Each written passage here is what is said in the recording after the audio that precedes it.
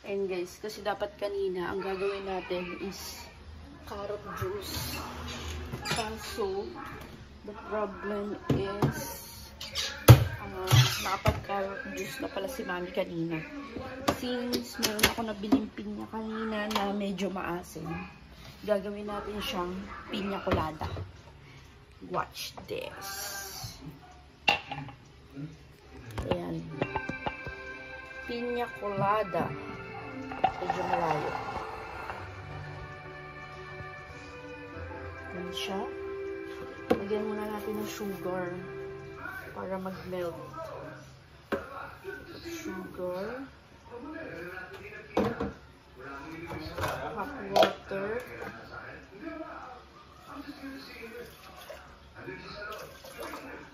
Para matunaw. Tapos i-cover natin.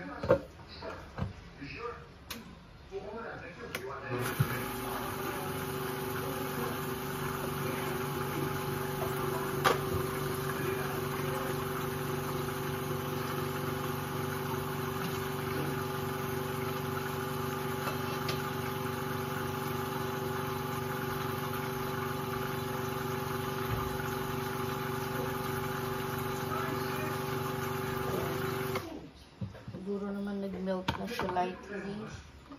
Ilagay natin na, oops, my god, ating cream. Since wala tayong milk, cream ang ilalagay natin.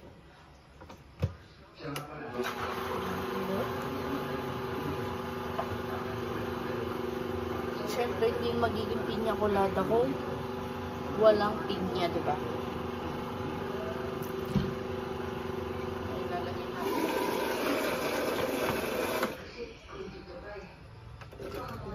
Mga pinya. Sintayin lang natin siya mag-blend.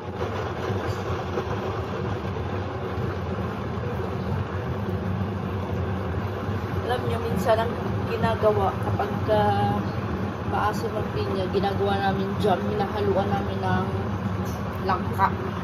Since wala naman kami available na langka, so hindi ko siya pwede gawin jam.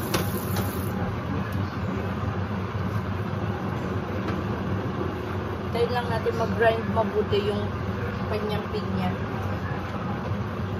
Tapos, prepare lang ako dito ng water.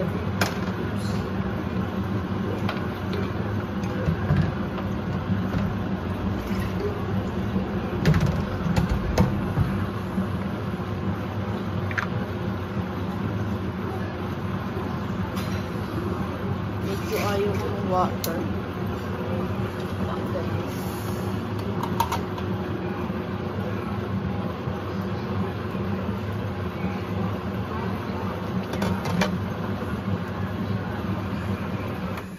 Check natin kung matamis or what.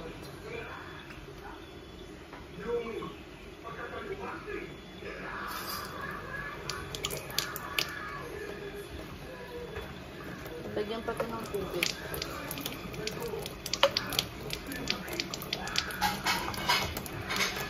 Okay siya. Lagyan lang natin ng tubig. Saka konting ice. Wait lang.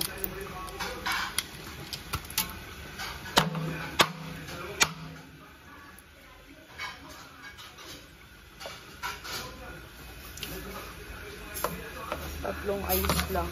Kasi bawal sa amin malamig. So, natin ng water. Sakto lang yung pamisataan ni kanina ha, kasi wala pang tubig. This time nilagyan natin siya ng tubig. Oops. Ayan.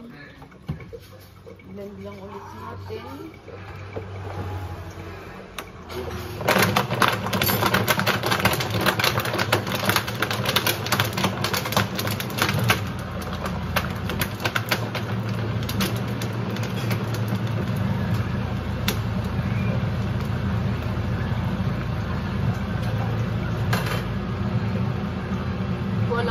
bakit nagpo by 3.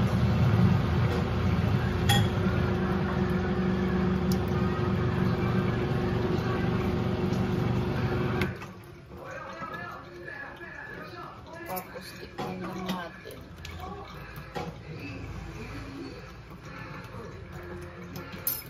Sakto lang. Sakto lang yung tamis. Tamis at alat.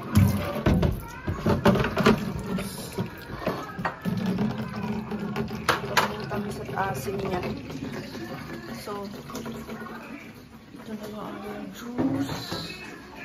Kanina meron akong ginawa eh.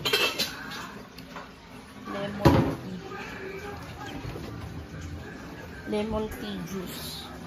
Ngayon naman is piña colada. So ngayon kakain na kami. Siyempre isasabi lang natin sa dito.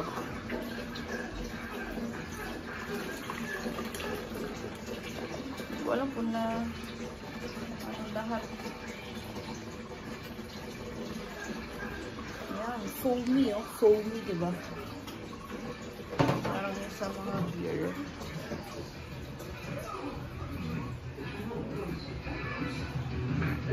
Sarap.